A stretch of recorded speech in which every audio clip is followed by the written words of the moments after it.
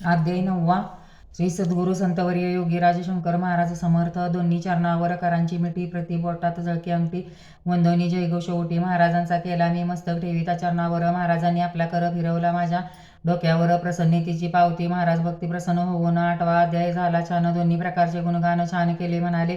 मजला भीती वाटत होती, कोठे भक्त रागावते. महाराज ते संतुष्ट होते, भीती कसली मग. मजला गोकुळाष्टमीच्या उत्सवात महाराज अचानक हजर होत. सर्वांस लिमलेटच्या गोळ्या देत जणू प्रसाद म्हणून. निर्मला गुप्ता यांनी गोळी अगदी संटोड्यासारखी लागली. प्रत्यक्ष कृष्णाने गोळी दिली. त्यांचा भाव पाहून सोमवती अमावस्या दिनी महाराज आले जेजुरी होनी. वासुदेव पंडित सदनी गादीवरती बसले. महाराजांच्या शरीरातून बघता बघता महान शिवपिंड झाली निर्माण. कोण त्यांनी सांगितले. अक्कलकोट स्वामी समर्थ. ठेवीत छोटे शिवलिंग सुंदर. शंकर महाराजांच्या जिभेवर अभिषेक करत त्यावर स्वतः अक्कलकोट स्वामी समर्थ तासन तास अभिषेक करत. शंकर महाराज सद अभिषेक चालू असताना शंकर महाराज भावावस्थेत अखंड भाव समाधी लागत अगदी ध्यानमग्न अवस्थेत रममान होऊन जायचे.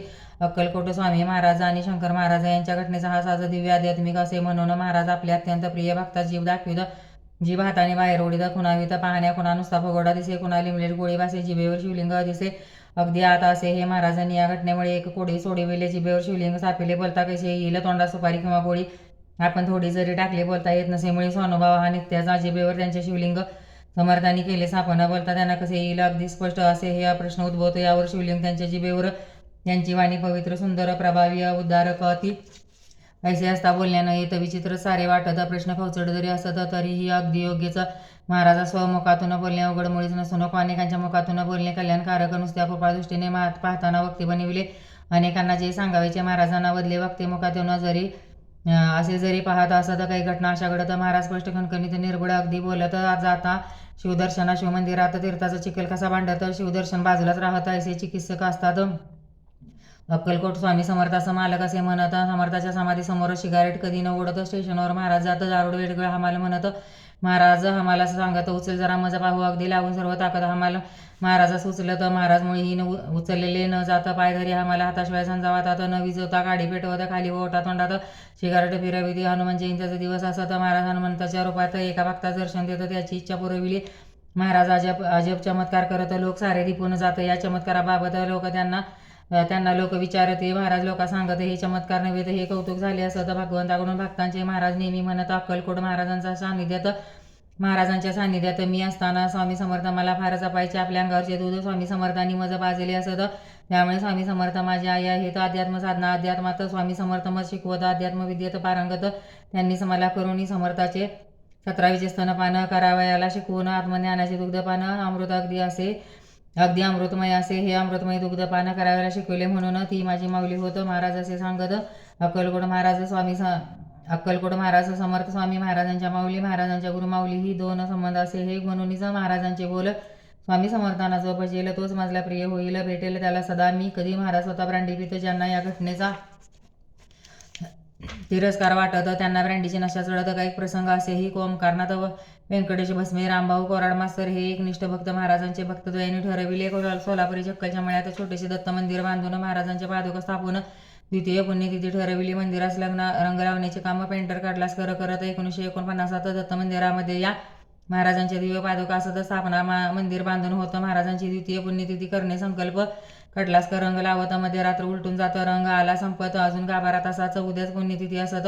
अडचण मोठी पडत. रंग मिळण्याची वेळ नसत. कोंडी कशी किती हो. महाराजांचे नाव घेतं. पेंटर तसाच रंग देतं. आणि काय आश्चर्य घडत. रंगवून झाले मंदिर. ज्यांनी पाहिले महाराजांना सहवास त्यांचा घडला. ज्यांना महाराजावर पुस्तके निघाली नाना त्यांचे भक्त शिष्य जे या सर्वांच्या आधारावरून महाराजांचे वर्णन पाहिले परी या सर्वाहून पुस्तक एक वेगळे आंग्ल विद्या विभूषित. घरी लक्ष्मी गजांत मोठा सरकारी अधिकारी असत. पक्का नास्तिक संपूर्ण टुवर्ड सदी सिल्वर क्रेस्ट ऑफ हिमालयाज यांनी पुस्तक लिहिले. माधव प्रधान नाव त्यांचे महाराजांवर लिहिलेच. महाराज या पुस्तकात अगदी आगळे वेगळे असत. पंडित वक्ते निष्णांत विचारवंत निस्पृह महाराज येथे जात असत. प्रत्येक व्यक्ती त्यांना ओळखीत. दर्शना सारा गाव जमत. प्रत्येक गावी प्रवचने आगात महाराजांचे ज्ञान रंगून जाई. व्याख्यान लोक विचारित नाना प्रश्न उत्तरे देत. समर्पक महाराजांच्या प्रवचनांची पद्धत अद्ययावत पद्धतीची अगदी वेगळे सांगण्याची खोबी त्यांची प्रभावी. थोडी भावना ज्या सांभाळल्या साऱ्याच त्यांनी उकडून दिल्या. नूतन विचारांना चालना दिल्या. ऐसे कौशल्य महान. दारू सिगारेट तंबाखू पाने यांचे कोटेच नसे वर्णन. महाराजांचे कुठे नावहीन. गुरुदेवाचा उल्लेख. महाराजांचे प्रधानांचे घर संपूर्ण अगदी सुधारक असून भारतीय संस्कार विहीन ऐसे प्रधान स्वयमेव देव धर्म सत्पुरुष तिटकार आहे यांचा अत्यंत आयशा प्रधान असं सत्यवंत महाराजांनी बनविले. पूर्ण नास्तिक ज्याची बुद्धी त्याला शिकवली निर्विकल्प समाधी प्रचंड लौकिकाती उपाधी बडे सरकारी अधिकारी अशा प्रधानांना महाराजांनी परमार्थात योग्यता संपादून हिमालयात ठेवले. नेऊन सर्व पाशे सोडून प्रधान खरोखरीच भाग्यवान नशीब यांचे प्रधान भेटता महाराज भगवान गुरुदेव रूप बनलेच. यांच्या आयुष्यातील प्रत्येक प्रसंग ऐकता कुणीही होईल दंग अशी महाराजांची कृपा अभंग प्रधानांवर अपार. हातावर पाण्याचा थेंब पडला त्या थेंबाचा सागर झाला असाच प्रधानांचा प्रकार घडला महाराजांच्या कृपेने. प्रधानांचा अनुभव प्रचंड महाराजांची कृपा उदंड अनुभव ऐकता लोखंड सुवर्ण होऊन जाईल. महाराज समाधीसह होतं कळता समाधीजवळ प्रधान असत. महाराज समाधीतून प्रकटत भेट दोघांची जाहली. सन 1942 सासवड शुगर फॅक्टरीत मॅनेजिंग डायरेक्टरचे असत. सेक्रेटरी प्रधान मुंबईस जाण्यानिगत बैलगाडीतून महाराज येत. कोणाची दृष्टादृष्ट होतं दोघांची दृष्टादृष्ट होतं. प्रधान डोंकूनही न पाहत. नदीवर तेव्हा पूल नव्हता. पाऊस सारखा पडत होता. भिजत राहण्याशिवाय नव्हता मार्ग प्रधानांना तो. प्रधान रात्रभर भिजत सणसणून त्यांना ताप जडत. सकाळी प्रत बंगल्यात येत बिछाण्यावर झोपत. तेवढ्यात हसण्याचा आवाज येत. प्रधान डोळे उघडत महाराज समोर उभी दिसत. प्रधानांना म्हणाले, अरे काय रे मुंबईला जाण्याची तुझला होती ना काही, काय झाले मग ऐसे म्हणून ते अंतर्धान झाले. प्रधानांचा ताप उतरला. महाराज म्हणाले एका गोसाव्याला, अक्कलकोट स्वामी समर्थाचा अंगारा टाक प्रधानमुखी. प्रधानांच्या मुखात गोसावे अंगारा घालत. प्रधान अगदी अचेतन होत लाकडासारखे निश्चल. प्रधाना समाधी लागत. प्रधान शरीराबाहेर पडत. विहार नक्षत्र अंकित आकाशात सुमुदर नाद सुगंध यांचा घेत आस्वाद. 7 तास समाधी अवस्थेत प्रधान जेव्हा डोळे उघडत प्रत्यक्ष महाराज समोर. प्रधान नमस्कार करून म्हणत, आपल्या सामर्थ्याची कल्पना नसत तुम्हीच माझे गुरु असत. आजपासून गुरुदेव. अशा रीतीने प्रधानांची आणि शंकर महाराजांची गाठ पडली. सहजची पक्की होत गेलीच. एकदा प्रधान नॉर्वेहून जर्मनीत चालली विमानातून. अचानक विमानात बिघाड होऊन प्राणावरी बेतले. विमान चालवणाऱ्या पायलटलाही बिघाड कसा झाला कळले नाही. विमानातील सर्व उतारून ही आशा सोडली प्राणाचे. महाराजांचे स्मरण करू लागले प्रधान. केवढे आश्चर्य महान. विमान सुरक्षित उतरले. भेट होता महाराज म्हणत, त्या दिवशी तू विमानात एवढा का घाबरत. तेव्हा प्रधान म्हणाले, महाराज तुम्हाला काय माहीत. महाराज प्रधानच म्हणत, तुझ्या शेजारी मीच बसलो असत मीच अपघात टाळला. प्रधान इंग्लंडला असत. त्यांचे वडील वारले भारतात. शेवटची भेट होऊ शकली नसत. दुःख याचे प्रधाना. महाराज उभे प्रधानासमोर. प्रधान महाराजांच्या मांडीवर डोके ठेवून रडले फार. सांत्वन करीती महाराज प्रधानांना घेऊन गिरनार पर्वतावर जाऊन मच्छिंद्र गोरक्षांचे दर्शन प्रधानांना घडविले. नंतर प्रधानांना दिसले 2 श्वान प्रकटले दत्तात्रय भगवान. प्रधानांनी घेतले दर्शन तेव्हा शांत प्रधान हो. ही दिव्य दर्शने महान असून प्रत्यक्ष घडविली महाराजांनी. एकदा महाराजास प्रधानांनी एक प्रश्न विचारला. कुरुक्षेत्रावर युद्धात अर्जुन श्रीकृष्ण गीता सांगत, हे माझ्या बुद्धीला न पटत. प्रधानास भक्ती महाराज. प्रधाना समाधीला आगत. कुरुक्षेत्राचा स्पष्ट देखाव दिसत. कौरव पांडव युद्ध सुरू असत. कृष्ण अर्जुनही दिसलेच. युद्ध तर चालूच असत. अर्जुन सारखे बाण सोडित. श्रीकृष्ण घोडे हाकीत. श्रीकृष्ण गीता सांगत असे.